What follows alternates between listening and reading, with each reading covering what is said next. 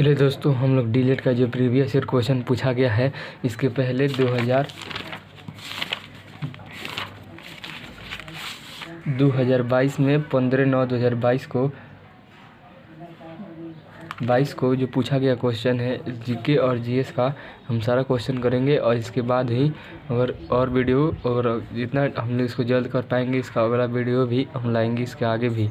तो देखिएगा, आप लोग लास्ट तक बने रहिएगा इसमें। चलिए हम लोग करते हैं।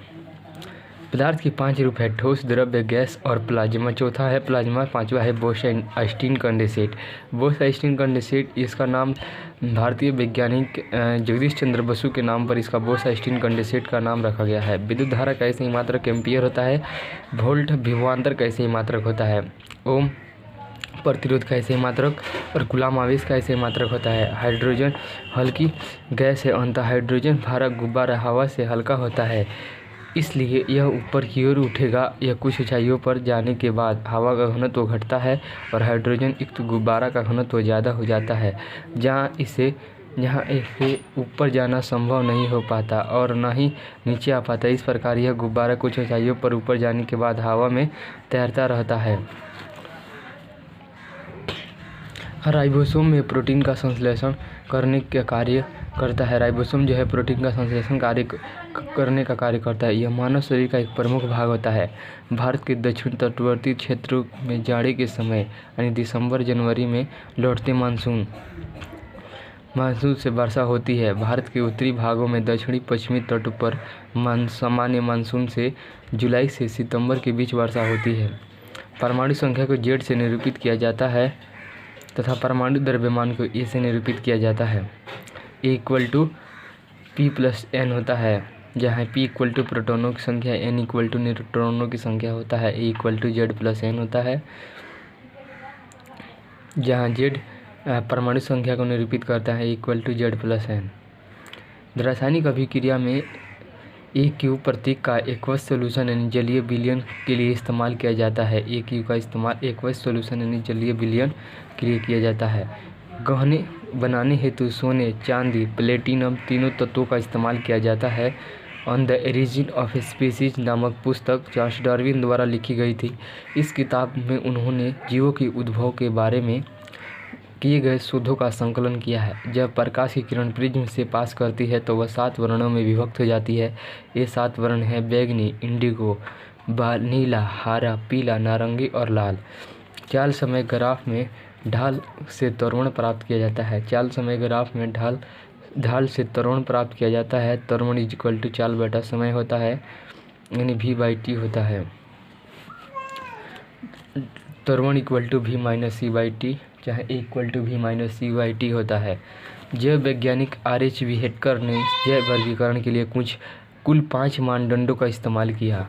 संपूर्ण सजीवों को 5 वर्गों में बांटा गया। ये 5 वर्ग है: मोनेरा, प्रोटिस्टा, फंगस, पौधे तथा जानवर है। पहला है, इसमें पूछता है जीव वर्गीकरण। R.H. हेटकर ने जैव वर्गीकरण के लिए कुछ 5 मानदंडों का इस्तेमाल किया। संपूर्ण सजीव जगत को 5 वर्गों में बांटा। किसने? R.H. हेटकर ने। सबसे पहले वर्गीकरण का प्रयास जो है वह अरस्तू ने किया था। प्रकाश की तीव्रता तथा कार्बन डाइऑक्साइड यानी green house gas carbon dioxide को कहते हैं कि मात्रा तापमान बढ़ने के कारक है, जो वाष्पोत्सर्जन की दर को बढ़ाने का कार्य करते हैं। वाष्पोत्सर्जन की दर वायु के वेग पर निर्भर करती है। वायु का वेग बढ़ने से वाष्पोत्सर्जन का दर बढ़ती है तथा घटने पर वाष्पोत्सर्जन का दर घटती है, परंतु वाष्पोत्सर्जन की दर ऑक्सीजन की मात्रा पर निर्भर नहीं करता है। λ=V/F, जहाँ λ तरंगदैर्घ्य, V वेलोसिटी, F फ्रीक्वेंसी होता है यानी आवृत्ति, V यानी चाल यानी वेलोसिटी होता है। 340 मीटर पर सेकंड यानी सामान्य हवा की चाल दिया है 340 मीटर पर सेकंड, और आवृत्ति का मान 1700 हर्ट्ज दिया है। वह यौगिक जिसका अणुसूत्र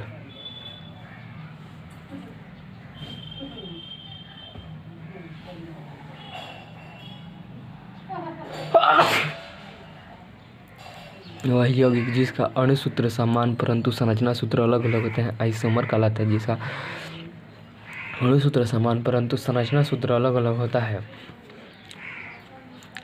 यह यौगिक जिसके अणु सूत्र समान परंतु संरचना जिसका अणु सूत्र समान यह यौगिक जिसका अणु सूत्र समान वह यौगिक जिसके अणु सूत्र समान यह यौगिक जिसका अणु सूत्र समान परंतु संरचना सूत्र अलग अलग होता है आइसोमर कहलाता है। यौगिक जिसका अणु सूत्र समान परंतु संरचना सूत्र अलग अलग होता है आइसोमर कहलाता है।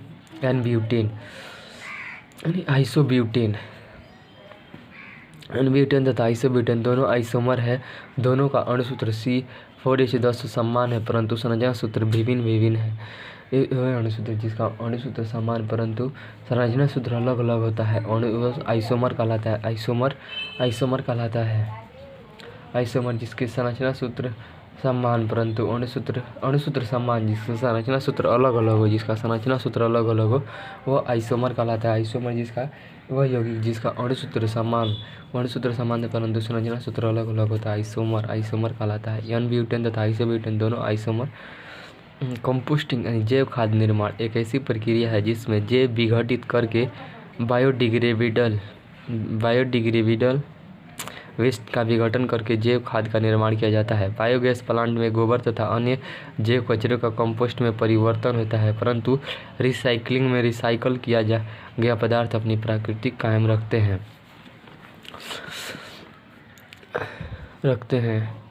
जैसे प्लास्टिक का रिसाइकलिंग होता है और पुनः प्लास्टिक का निर्माण किया जाता है। प्लाज्मा झिल्ली प्रोटीन तथा कार्बोहाइड्रेट तथा फास्फोलिपिड की बनी होती है। प्लाज्मा झिल्ली जो है प्रोटीन कार्बोहाइड्रेट तथा फास्फोलिपिड की बनी होती है। प्लाज्मा झिल्ली है प्रोटीन कार्बोहाइड्रेट तथा फास्फोलिपिड की बनी होती है। प्लाज्मा झिल्ली जो है प्रोटीन कार्बोहाइड्रेट तथा फास्फोलिपिड की। क्योटो सम्मेलन एक अंतर्राष्ट्रीय सम्मेलन था जिसमें विश्व के सभी देशों ने ग्लोबल वार्मिंग को कम करने हेतु अनेक तरीके विकसित करने का फैसला किया तथा इसे कम करने का एक लक्ष्य निर्धारित किया। विद्युत परिपथ में विद्युत धारा को मापने हेतु एमीटर का प्रयोग किया जाता है। विद्युत परिपथ में विद्युत धारा को मापने हेतु एमीमीटर का प्रयोग किया जाता है। एमीमीटर को विद्युत परिपथ को श्रृंखला क्रम में जोड़ा जाता है। वर्मी कंपोस्ट बनाने हेतु केचुआ का उपयोग किया जाता है। यह मिट्टी का उपयोग भोजन के रूप में कर उनकी उर्वरा शक्ति को बढ़ाने का कार्य करता है। वर्मी कंपोस्ट का बनाने हेतु केचुआ यानी अर्थवर्म का उपयोग किया जाता है। यह मिट्टी का उपयोग करके भोजन के रूप में करके उसका उर्वरा शक्ति बढ़ाने का कार्य करता है।